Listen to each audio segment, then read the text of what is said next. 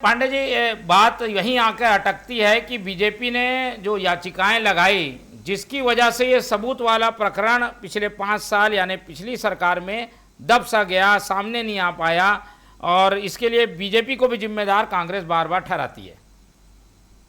नहीं, कांग्रेस तो हर चीज के लिए भारतीय जनता पार्टी को ही जिम्मेदार ठहराने की कोशिश करती है, विपक्ष में है।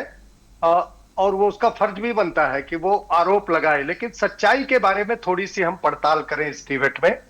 जैसा कि कांग्रेस के हमारे वरिष्ठ प्रवक्ता है धनंजय जी ये बता रहे थे कि इसमें षड्यंत्र है। ये षड्यंत्र अगर सूंघते हैं, उसमें षड्यंत्र जानने की कोशिश करते हैं, तो ये भी बात समझ में आती है कि उस समय महंत जी ने लखमा जी को तुरंत मना किया कि कुछ बयान मत देना, सारे लोगों ने उस पिक्चर को देखा है और किसी तरह का कोई बयान मत देना।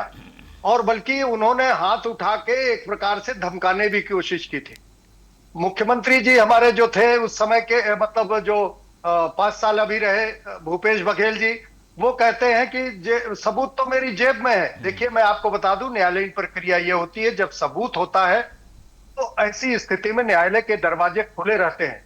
न्यायालय को कोई निर्देश नहीं देता, न्यायालय को निवेदन करता है कि ये जांच उचित है या नहीं है, या और हमारे पास सबूत क्या है। अगर रोकने का सबूत है तो रुकेगा, अगर उस जांच को आगे लागू करना है तो ऐसी स्थिति में न्यायालय उसको कंसीडर करती है और जांच का आदेश देती है। अगर मान लीजिए किसी तरह के एनआईए के समय इनकी सरकार थी, यूपीए की सरकार थी, और उसने जांच इनिशिएटिव लिया था, एसटीएफ बनाने का कोई औचित्य नहीं। केंद्रीय एजेंसी जब जांच करती है तो ऐसी, और किस जांच की भूपेश जी बात कर रहे हैं, मालूम होना चाहिए कि अपने कार्यकाल में उन्होंने सेंट्रल एजेंसियों पर प्रतिबंध लगा दिया था।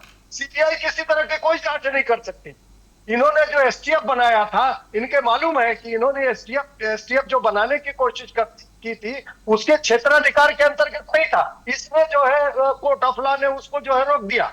और ये जांच अगर होता है, जांच अगर होती है तो जांच किसी न्याय के लिए होनी चाहिए, जुडिशियस न्याय होनी चाहिए, उसका कोई औचित्य होना चाहिए। कांग्रेस शुरू से इसमें राजनीति खेलने की कोशिश कर रही है। बढ़िया, अच्छा आपने कहा मोहन जी। झीरम कांड का बेनिफिशियरी कौन है? झीरम कांड के बेनिफिशियरी, सबसे बड़ी बेनिफिशियरी तो भूपेश बघेल खुद है। और 5 साल सरकार में रहने के बाद इस प्रकार के बहाने ने जांच रुकवा दिया। कोर्ट को डायरेक्ट करने वाला सिर्फ सबूत होता है, कोई व्यक्ति नहीं होता, कोई राजनीतिक दल नहीं होता। इस बात को समझना चाहिए।